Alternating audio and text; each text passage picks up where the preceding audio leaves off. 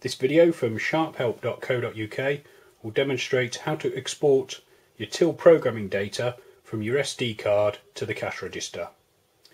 You've previously formatted the SD card, created a folder and have sent down your programming information to that folder.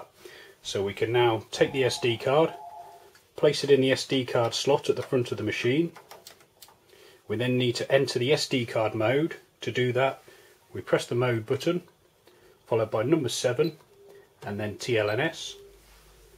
We now need to choose a folder, so we need to go to option 3, folder control, by pressing 3, TLNS, and then scrolling down to line 2, select folder, press TLNS.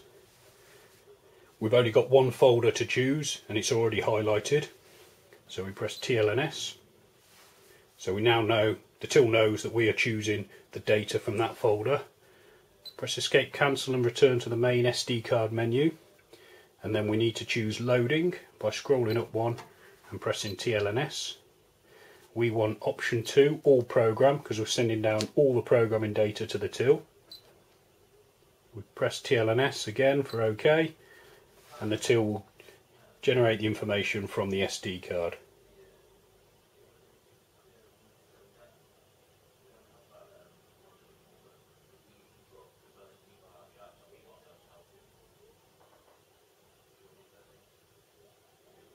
Once the SD card is finished processing, we can remove it and pop it in a safe place. Then if we press escape cancel twice to return to the main menu, you should find that your new products have been programmed onto the till. For more information on SD card use with Sharp cash registers, please see our other videos at sharphelp.co.uk.